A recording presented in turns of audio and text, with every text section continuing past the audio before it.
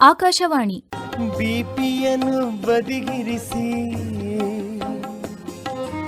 ಅಡುಗೆ, ಆರೋಗ್ಯ, ಮನೆಮದ್ದು, ಪಾಕ ಪ್ರವೀಣರಿಂದ ವಿಶೇಷ ಮಾಹಿತಿ. ಉದರವ ಮರೆತು ಮೆಣಸು ಈಗ ಮನೆಮದ್ದಿನ ಬಗ್ಗೆ ಮಾಹಿತಿ ನೀಡುತ್ತಾರೆ ಮಧುರಾ ಹೆಚ್ ಮಲೋದೆ ಹಾಗೂ ಅಡುಗೆ ಬಗ್ಗೆ ಮಾಹಿತಿ ನೀಡುತ್ತಾರೆ ಪ್ರೇಮಲತಾ ಬಿಎಂ. ಸಕ್ಕರೆಯ ಸರಿಸಿ ಸವಿಯುವ ಆಕಾಶವಾಣಿ ಭದ್ರಾವತಿಯ ಎಲ್ಲಾ ಪ್ರೀತಿಯ ಕೇಳುಗರಿಗೂ ನಿಮ್ಮ ಬಾನುಲಿ ಗೆಳತಿ ಮಧುರಾ ಮುಕುಂದರಾವ್ ಮಾಡುವ ನಮಸ್ಕಾರಗಳು. ಎದೆ ಮತ್ತು ಗಂಟಲಿನಲ್ಲಿ ಉರಿಯುವ ಸಂವೇದನೆ, ಹೊಟ್ಟೆ ಉಬ್ಬರ ಮತ್ತು ಬಾಯಲ್ಲಿ ಹುಳಿ ನೀರು ಬರುವುದು ಪಿತ್ತ ಅಥವಾ ಅಸಿಡಿಟಿಯ ಸಾಮಾನ್ಯ ಲಕ್ಷಣಗಳು. ಮಸಾಲೆಯುಕ್ತ ಆಹಾರ, ಅತಿಯಾದ ಕಾಫಿ ಸೇವನೆ ಅಥವಾ ಊಟ ಮಾಡಿದ ತಕ್ಷಣ ಮಲಗುವುದರಿಂದ ಈ ಸಮಸ್ಯೆ ಬರುತ್ತೆ. ಹೊಟ್ಟೆಯಲ್ಲಿನ ಆಮ್ಲವನ್ನ ಅಂದರೆ ಹೊಟ್ಟೆಯಲ್ಲಿರುವ ಆಸಿಡ್ ಅನ್ನ ತಟಸ್ಥಗೊಳಿಸಿ ಪಿತ್ತವನ್ನ ತಕ್ಷಣಕ್ಕೆ ಶಮನಗೊಳಿಸುವ ಅತ್ಯುತ್ತಮ ಮನೆಮದ್ದು ಬಾಳೆಹಣ್ಣು ಮತ್ತು ತಣ್ಣನೆಯ ಹಾಲು. ಇವೆರಡೂ ಕೂಡ ಅಸಿಡಿಟಿಯನ್ನ ಕಡಿಮೆ ಮಾಡುವ ಕ್ಷಾರೀಯ ಗುಣಗಳನ್ನ ಹೊಂದಿವೆ. ನಮಗೆ ಬೇಕಾಗಿರೋದು 1 ಮಾಗಿದ ಬಾಳೆಹಣ್ಣು ಮತ್ತು 1 ಲೋಟ ತಣ್ಣನೆಯ ಹಾಲು. ಸ್ನೇಹಿತರೆ ಗಮನಿಸಿ, ಇಲ್ಲಿ ನಮಗೆ ಬೇಕಾಗಿರೋದು ಯಾವುದೇ ಜಾತಿಯ 1 ಬಾಳೆಹಣ್ಣು, ಇಲ್ಲಿ ಯಾವುದೇ ಸ್ಪೆಸಿಫಿಕೇಶನ್ ಇಲ್ಲ, ಮತ್ತು 1 ಲೋಟ ತಣ್ಣನೆಯ ಹಾಲು. ತಣ್ಣನೆಯ ಹಾಲು ಅಂದ್ರೆ ನಾವು ಇದಾಗಲೇ ಕುದಿಸಿ ಆರಿಸಿದ ಹಾಲು.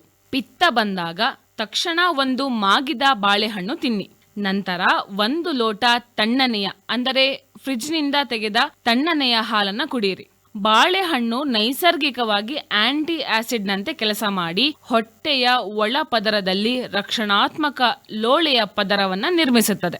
ತಣ್ಣನೆಯ ಹಾಲು ಹೊಟ್ಟೆಯ ಆಸಿಡ್ ಅನ್ನ ತಕ್ಷಣ ತಟಸ್ಥಗೊಳಿಸುತ್ತದೆ ಮತ್ತು ಉರಿಯುವ ಸಂವೇದನೆಯನ್ನ ಕಡಿಮೆ ಮಾಡುತ್ತೆ. ಹಾಲಿನಲ್ಲಿರುವ ಕ್ಯಾಲ್ಸಿಯಂ ಅಸಿಡಿಟಿ ಉತ್ಪಾದನೆಯನ್ನ ನಿಯಂತ್ರಿಸಲು ಸಹಾಯ ಮಾಡುತ್ತೆ. ಬಾಳೆಹಣ್ಣು ಹೆಚ್ಚಿನ ಪ್ರಮಾಣದ ನಾರಿನಾಂಶವನ್ನು ಹೊಂದಿದೆ. ಇದು ಜೀರ್ಣಾಂಗ ವ್ಯೂಹದಲ್ಲಿನ ಚಲನೆಯನ್ನ ಸುಗಮಗೊಳಿಸುತ್ತದೆ.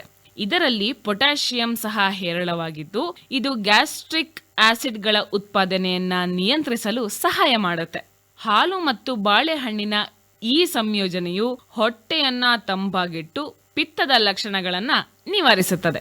ಸ್ನೇಹಿತರೆ, ಅಸಿಡಿಟಿ ಪದೇ ಪದೇ ಬಂದರೆ ಅದನ್ನ ತಡೆಯಲು ರಾತ್ರಿ ಊಟ ತಡವಾಗಿ ಮಾಡೋದನ್ನ ತಪ್ಪಿಸಿ. ಮಸಾಲೆಯುಕ್ತ, ಕರಿದ ಮತ್ತು ಎಣ್ಣೆಯುಕ್ತ ಆಹಾರಗಳನ್ನ ಕಡಿಮೆ ಮಾಡಿ. ಕಾಫಿ, ಟೀ ಮತ್ತು ಚಾಕ್ಲೇಟ್ ಸೇವನೆಯನ್ನ ಮಿತಗೊಳಿಸಿ. ಸಣ್ಣ ಪ್ರಮಾಣದ ಊಟವನ್ನ ದಿನಕ್ಕೆ 5ರಿಂದ 6 ಬಾರಿ ತೆಗೆದುಕೊಳ್ಳುವುದು ಕೂಡ ಉತ್ತಮ. ಹಾಲು ಅಲರ್ಜಿ ಇರುವವರು ಅಥವಾ ಮಧುಮೇಹ ಇರುವವರು ಬಾಳೆಹಣ್ಣನ್ನು ಮಿತವಾಗಿ ಬಳಸಲೇಬೇಕು. ಈ ಮನೆ ಮದ್ದು ತಕ್ಷಣದ ಪರಿಹಾರಕ್ಕೆ ಸಹಾಯ ಮಾಡುತ್ತೆ.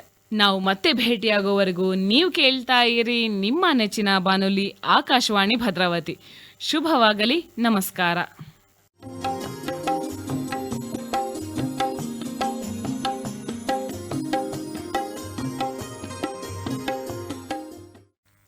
ಪ್ರೀತಿಯ ಕೇಳುಗರೆಲ್ಲರಿಗೂ ಕಾರ್ಯಕ್ರಮಕ್ಕೆ ಸ್ವಾಗತ. ರೋಗಗಳು ನಮ್ಮ ಬಳಿ ಬಾರದಂತೆ ನಮ್ಮಲ್ಲಿಯೇ ರೋಗ ನಿರೋಧಕ ಶಕ್ತಿಯನ್ನ ಹೆಚ್ಚಿಸಿಕೊಳ್ಳುವಂತಹ ಆಹಾರಗಳ ಸೇವನೆಯತ್ತ ಗಮನವನ್ನ ಹರಿಸಬೇಕು. ಈ ವಿಷಯಗಳ ಬಗ್ಗೆ ಆತ್ಮೀಯರೊಂದಿಗೆ ಹಾಗೆ ಅಕ್ಕಪಕ್ಕದವರೊಂದಿಗೆ ಹೆಚ್ಚೆಚ್ಚು ಮಾತನಾಡುತ್ತಿರಬೇಕು. ಆಗ ಇದರ ಅರಿವು ಎಲ್ಲರಲ್ಲೂ ಮೂಡುವುದು. ಹಾಗೆ ಹೊಟ್ಟೆಯನ್ನು ತಂಪಾಗಿಸಿಕೊಳ್ಳಲು, ಗಂಟಲು ಉರಿ ತಪ್ಪಿಸಲು ಆಗಿಂದಾಗೆ ನೀರು, ಎಳನೀರು, ನಿಂಬೆಯ ಪಾನಕದ ಸೇವನೆಯನ್ನ ಮಾಡಬೇಕು. ಇಂತಹ ಸಂದರ್ಭದಲ್ಲಿ ಯಾವುದೇ ಕಾರಣಕ್ಕೂ ಟೀ, ಕಾಫಿ ಸೇವನೆ ಮಾಡಬಾರದು. ದಿನನಿತ್ಯ ಆಹಾರವನ್ನು ಸೇವಿಸಿದ ನಂತರ ಬಾಳೆಹಣ್ಣಿನ ಸೇವನೆ ಮಾಡ್ತೇವೆ. ಇದು ಹಿಂದಿನಿಂದಲೂ ನಮ್ಮ ಹಿರಿಯರಿಗೆ ತಿಳಿದಿತ್ತು. ಇದರಲ್ಲಿ ಉತ್ತಮ ಅಂಶಗಳು ಇವೆ ಎಂದು ತಿಳಿದಿತ್ತು. ಹಾಗಾಗಿ ನಿಯಮಿತವಾಗಿ ಇದನ್ನು ಸೇವಿಸುತ್ತಿದ್ದರು.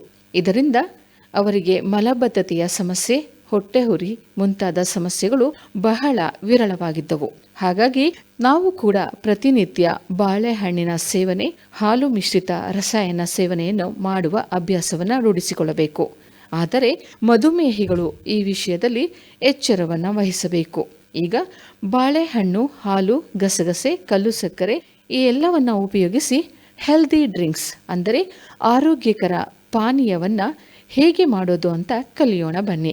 ಇದಕ್ಕೆ ಬೇಕಾಗುವ ಪದಾರ್ಥಗಳು: ಹಾಲು 1 ಪಾವು ಅಥವಾ 250 ml, ಬಾಳೆಹಣ್ಣು 1, ಕಲ್ಲು ಸಕ್ಕರೆ ಸ್ವಲ್ಪ, ನೆನೆಸಿದ ಗಸಗಸೆ 2 ಟೀ ಸ್ಪೂನ್, ಏಲಕ್ಕಿ 1.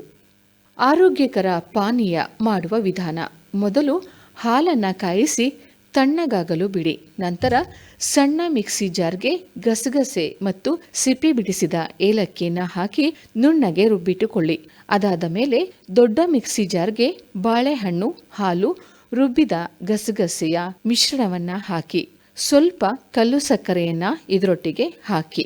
ಈಗ ಅಂತಿಮವಾಗಿ ಈ ಎಲ್ಲವನ್ನು ಸೇರಿಸಿ ರುಬ್ಬಿ ಇದನ್ನು ತಯಾರಿಸಿದ ತಕ್ಷಣದಲ್ಲೇ ಕುಡಿಯಿರಿ. ಹಾಗೆ ಇಟ್ಟರೆ ಹಾಲಿನ ಅಂಶವಿರುವುದರಿಂದ ಬ್ಯಾಕ್ಟೀರಿಯಾಗಳು ಹೆಚ್ಚು ಬೆಳೆಯುತ್ತವೆ. ಆದ ಕಾರಣ ದಿನನಿತ್ಯದ ಜೀವನ ಶೈಲಿಯಲ್ಲಿ ಆಹಾರ ಅಥವಾ ಪಾನೀಯವನ್ನು ತಯಾರಿಸಿದ 1-2 ಗಂಟೆಯ ಒಳಗೆ ಸೇವಿಸುವುದು ಉತ್ತಮ ಅಭ್ಯಾಸವಾಗಿದೆ.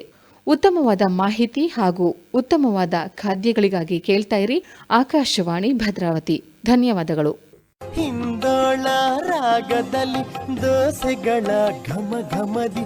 ಇದುವರೆಗೂ ಅಡುಗೆ, ಆರೋಗ್ಯ, ಮನೆಮದ್ದು, ಪಾಕ ಪ್ರವೀಣರಿಂದ ವಿಶೇಷ ಮಾಹಿತಿ ಕೇಳಿದಿರಿ. ಸರಿಸಿ ಸವಿಯುವ ಮನೆಮದ್ದಿನ ಬಗ್ಗೆ ಮಾಹಿತಿ ನೀಡಿದವರು ಮಧುರಾ ಹೆಚ್ ಮಲೋದೆ ಹಾಗೂ ಅಡುಗೆ ಬಗ್ಗೆ ಮಾಹಿತಿ ನೀಡಿದವರು ಪ್ರೇಮಲತಾ ಬಿಎಂ. ಕಾರ್ಯಕ್ರಮದ ನಿರ್ವಹಣೆ ಎಸ್ಆರ್ ಭಟ್, ಸಹಕಾರ ಲಿಡಿಯಾ. ಈ ಕಾರ್ಯಕ್ರಮ ಆಕಾಶವಾಣಿ ಭದ್ರಾವತಿ ಕೇಂದ್ರದಿಂದ ಮೂಡಿಬಂತು.